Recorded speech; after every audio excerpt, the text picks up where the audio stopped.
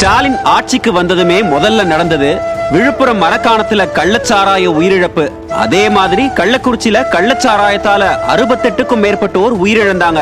கனியாமூர் பள்ளி அடிச்சு நொறுக்கப்பட்டது. அரசு நடத்தின சென்னை ஏர் ஷோல 5 பேர் இறந்தாங்க. மடப்புரம் காவலாளி அஜித் கொடூரமாக அடிச்சு கொல்லப்பட்டது உட்பட ஸ்டாலின் ஆட்சியில இதுவரை 25க்கும் அதிகமான லாக்அப் மரணங்கள் நிகழ்ந்திருக்கு. 25க்கும் அதிகமான நீட் மரணங்கள் நிகழ்ந்திருக்கு.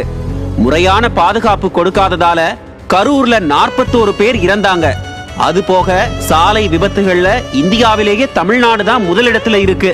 ஆம்ஸ்ட்ராங் பட்ட பகல்ல வெட்டி படுகொலை செய்யப்பட்டாரு. காங்கிரஸ் மாவட்ட செயலாளர் படுகொலை, கோவை கார் குண்டுவெடிப்புன்னு கொடூரம் எல்லாம் நிகழ்ந்தது. பெண்களுக்கான பாதுகாப்புன்னு பார்த்தா முதல்ல நம்ம ஞாபகத்துக்கு வர்றது ஞானசேகர் தான். அண்ணா பல்கலைக்கழக மாணவி பாலியல் வழக்குல யார் அந்த சார் என்ற கேள்விக்கு இன்னும் விடை கிடைக்கல. அரக்கோணத்துல திமுக நிர்வாகி தெய்வச்செயல் கல்லூரி மாணவிய பல விஐபிகளுக்கு விருந்தாக்க பார்த்தது. கோவை மாணவி கூட்டு பாலியல் வன்கொடுமை, திமுக எம்எல்ஏ வீட்டுல சிறுமி பாலியல் வன்கொடுமை, கிருஷ்ணகிரி போலி என்சிசி கேம்ப்ல 13 மாணவிகளுக்கு பாலியல் தொல்லைன்னு பள்ளி, கல்லூரி, சாலை, பேருந்து, ரயில், ஏன் வீட்டுல கூட பெண்கள் மற்றும் குழந்தைகளுக்கு பாதுகாப்பு இல்லாத நிலைதான் இருக்கு. முக்கியமா பட்டியல் இன பெண்கள் பாலியல் வன்கொடுமைக்கு உள்ளாகிறதுல தமிழ்நாடு தான் முதலிடத்துல இருக்கு.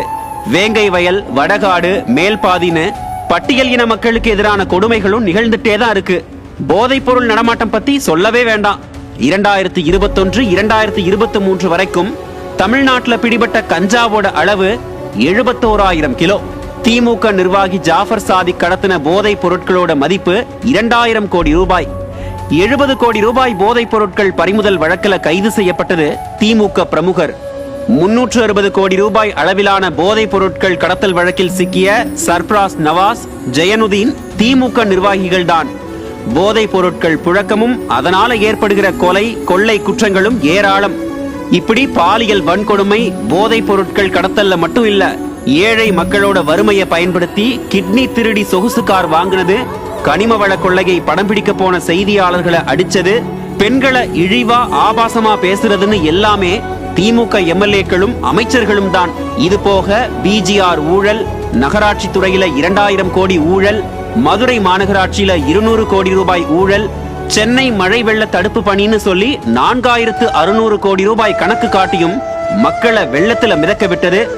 மின்துறை ஊழல், பொங்கல் பரிசு பொருட்கள் வழங்குறதுல ஊழல், தாய் சேய் நலத்திட்ட தொகுப்பு கொடுக்கறதுல ஊழல், இலவச வேட்டி சேலையில ஊழல், அவ்வளவு ஏன் கழிவறைய சுத்தம் செய்யறோன்ற பேர்ல சுமார் 1000 கோடி ரூபாய் ஊழல்னு ஊழலும் லஞ்சமும் தலைவிரிச்சாடுது.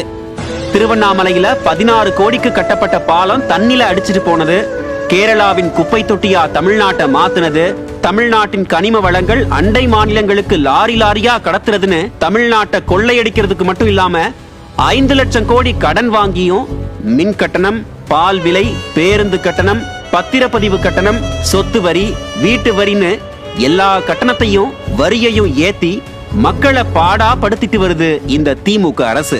இதெல்லாம் ஒரு பக்கம் இருக்க, மக்களுக்கு அடிப்படை தேவையான சாலை, குடிநீர், வேலை வாய்ப்புகளை உருவாக்காம மகனோட ஆசைக்கு சென்னையில ஃபார்முலா கார் பந்தயம், கருணாநிதிக்கு கடலில் பேனா நினைவு சின்னம், ஒவ்வொரு மாவட்டத்திலும் ஒரு மருத்துவக் கல்லூரின்னு சொல்லிட்டு ஒவ்வொரு சந்திலும் கருணாநிதிக்கு சிலை, கருணாநிதிக்கு நாணயம், 207 பள்ளிகளை மூடிட்டு நடிகர் நடிகைகளை வச்சு கல்வியில் சிறந்த தமிழ்நாடு விழான்னு மக்கள் வரி பணத்தை வீணடிச்ச பட்டியல் ரொம்ப பெருசு.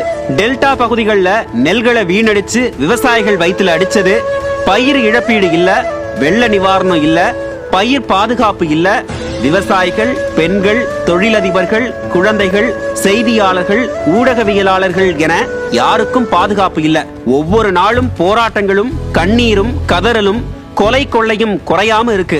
அடுத்தும் திமுக ஆட்சிக்கு வந்தா 2031 தமிழ்நாடு அடுத்த இலங்கையாவோ, பாகிஸ்தானாவோ, ஏன் சோமாலியாவோ கூட மாறலாம். ஸ்டாலினோட 5 வருஷ ஆட்சியில என்னெல்லாம் நடந்திருக்குன்னு நான் சொல்லிட்டேன். இனி வெற்றி கழகத்தின் வழியா உங்களுக்காக உழைக்கணும்னு நான் வரேன்.